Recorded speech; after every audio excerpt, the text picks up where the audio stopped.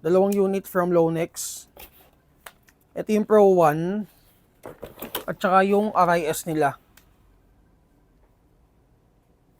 Ayan. So, para sa mga hindi familiar, guys, matagal na to si Lonex ha. Hindi lang sila active ngayon sa pagpaparating ng mga rifles. Pero, kumbaga, one of the best yan pagdating sa quality. Kasi, kumbaga, yung mga parts niya, siguro i-compare ko na lang siya kay Slong. So, naka-pre-upgrade na rin yung mga parts out of the box. Kaya, yan. Quality yan and recommended. Ito yung Pro 1 nila. So, ito, polymer yung front assembly and then polymer yung receiver. So, parts reinforced na, pati gearbox. Yun, gearbox sila, one of the best din sa market. Pati itong magazine na to, guys, ayan, sa kanila galing to. Ano to, flash mag. Ito yung hinihila, dihila, kung tawagin. 360 rounds to. At saka yung, ano nila, yung mid-cap nila, guys, na 200 rounds. Yun, one of the best din na mid-cap sa market. So, balik tayo sa unit. Ito yung Pro 1. May... Teka, ba't ba nakatagilid to? So, guys, ito may kasama na siyang front and rear sights. Ayan, and then, yan, may Lonex markings yung receiver. Meron na ring rail adapter for accessory attachment. Polymer grip.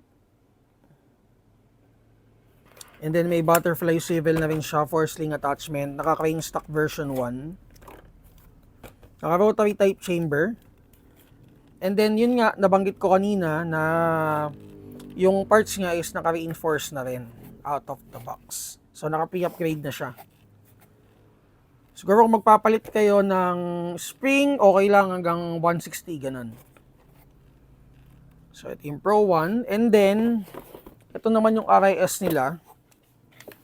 Ito guys, naalala ko, meron ako unit na ganito. So, sobrang solid nito. Most of yung mga Lonex units is polymer talaga. So, may mga mga ilan-ilan na gaya na metal. So, pakita mo nga yun, yung M-lock nila. So, yan, isa yan sa mga high-end nila guys. Out of the box yan, naka-upgrade yan, naka-high speed setup yan. Sobrang ganda niyan. Siguro iti-test natin yun by tomorrow. Pero may mga naka-line up na ako tomorrow eh. If ever na dumating yung mga... by the way, staccato pala dadating na bukas. Hindi AA EMG. So para sa mga nag-pre-order, PM na kayo sa page. And then, ayun guys pakita mo nga rin yun yung nila. Ayan, PRSDK. So isa yan sa mga best-selling units nila. Dahil dun sa itsura, nakita nyo naman sobrang ganda, di ba? Minsan nga mapapagkamalan mo pang GBBR yan sa yung by the looks. Okay, so ito yung unit na wrist nila. So full metal siya, naka-carry handle. May triangle sights, mayroong swivel sa unahan.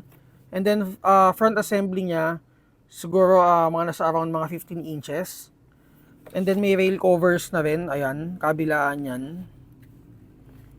So receiver is metal with Lonex markings. Yung nila is yung kabayo, ayan. And then metal charging handle. Doon din metal charging handle din. May swivel and then naka-crane stock version 1.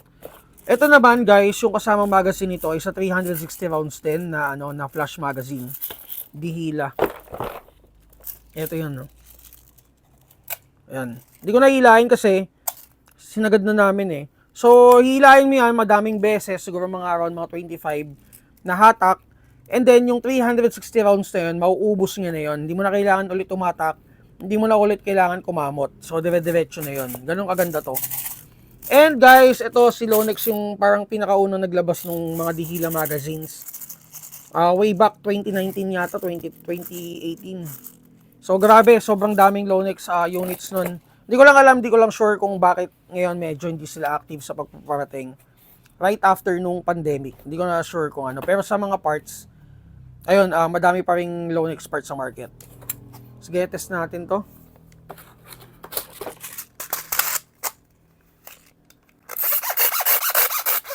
Pagka ang setup mo is high speed, ito makakasabay itong magazine na to. Diba? Sige, test natin. Check natin kung ilang FPS.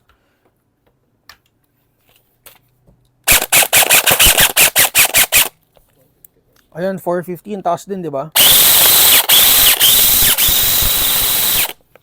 Yun, kita nyo naman, di ba? Medyo hindi lang maganda yung tunog niya ngayon. Siguro kailangan namin i-adjust yung motor height. Pero good quality to. So again, Lonex Pro 1. Check nyo to sa budget meal or sa inventory sale natin. Hindi ko na maalala kung saan ko nalagay eh. Pero naka-sale to guys, at saka naka-sale yung mga iba pang Lonex. And then ito, test natin. Ito yung RIS nila.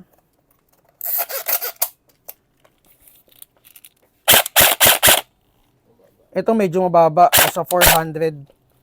420, ganun. Ayan, auto. Pero grabe naman, di ba? Kumbaga ito, mas maganda yung rate of fire niya compare dito. Tsaka solid, di ba? Wala. Ang basag na yung ano namin. So guys, ito yung Lonex RIS. Check nyo na lang din sa folder natin sa Google Drive. Sobrang solid. Mare-recommend ko to para sa mga starter natin. So yun guys, again, Lonex units, check nyo na lang. And kung may mga tanong kayo, questions regarding units, PM lang kayo sa page natin. And open tayo Monday to Saturday, 10 a.m. to 7